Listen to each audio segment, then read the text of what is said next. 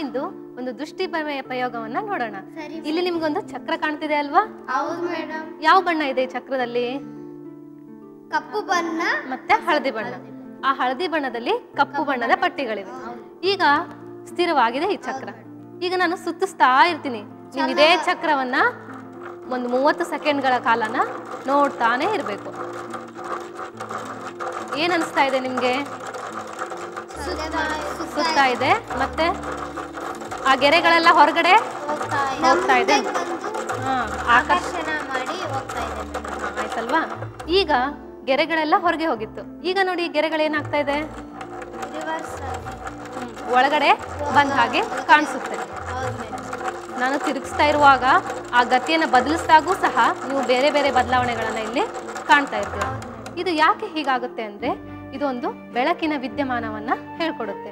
ಸಾಮಾನ್ಯವಾಗಿ ನಮ್ಮ ಮೆದುಳು ಮತ್ತು ಕಣ್ಣಿನಲ್ಲಿ ಈ ಬೆಳಕನ್ನು ಗ್ರಹಿಸಲು ವಿಶೇಷವಾದಂತಹ ಗ್ರಾಹಕಗಳಿರುತ್ತೆ.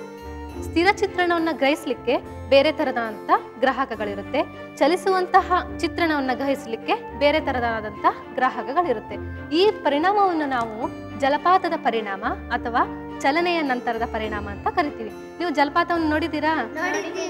ಇವಾಗ ಜಲಪಾತವನ್ನ ನೋಡ್ತಾ ಇರ್ತೀರಲ್ವಾ? ಹಾಗೆಯೇ ಒಂದೇ ಕಡೆ ಏಕದೃಷ್ಟಿಯಿಂದ ನೋಡ್ತಾನೆ ನೀವು ನಿಮ್ಮ ದೃಷ್ಟಿಯನ್ನ ಬದಲಿಸಿದಾಗ ಅಲ್ಲೂ ಸಹ ಏನಾಗುತ್ತೆ, ನೀರು ಹರಿದಂಗೆ ಕಾಣಿಸುತ್ತೆ. ಇಲ್ಲಿ ಆಗ್ತಾ ಇರೋದು ಹಾಗೇನೆ. ನೀವು ಚಕ್ರವನ್ನ ಗಮನಿಸ್ತಾ ಇರ್ತೀರಾ. ಚಕ್ರವನ್ನ ಗಮನಿಸಿ ಈ ಕಡೆ ನೋಡಿದಾಗ ಏನಾಗುತ್ತೆ, ನಿಮ್ಗೆ ಚಕ್ರ ತಿರುಗದಂತೆ ನಿಮ್ಗೆ ಕಾಣಿಸ್ತಾ ಇರುತ್ತಲ್ವಾ?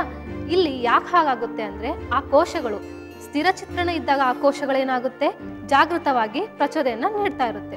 ಅದೇ ತರ ಆ ಚಿತ್ರ ಚಲಿಸ್ತಾ ಇರುವಾಗ ಆ ಕೋಶಗಳು ಇನ್ನೂ ಬಲಿಷ್ಠವಾಗಿ ಏನಾಗುತ್ತೆ, ಪ್ರಚೋದನೆಗೊಳಪಡುತ್ತೆ. ಆದ್ರೆ ಆ ಪ್ರಚೋದನೆಗೊಳಪಟ್ಟಂತಹ ಗ್ರಾಹಕಗಳು ಸ್ವಲ್ಪ ಸಮಯವಾಗಿ ಅದೇ ಪರಿಣಾಮದಲ್ಲಿ ಉಳ್ಕೊಂಡ್ಬಿಡುತ್ತೆ.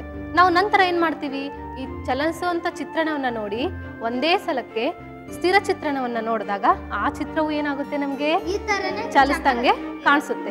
ಏಕೆಂದ್ರೆ ಅಲ್ಲಿಯ ಗ್ರಾಹಕಗಳು ಸ್ವಲ್ಪ ಸಮಯದ ತನಕ ಅದೇ ಪ್ರಚೋದನೆಯಲ್ಲಿ ಇರೋದ್ರಿಂದ ನಮ್ಗೆ ಈ ತರ ದೃಷ್ಟಿ ಭ್ರಮೆಯು ನಮಗೆ ಉಂಟಾಗುತ್ತೆ.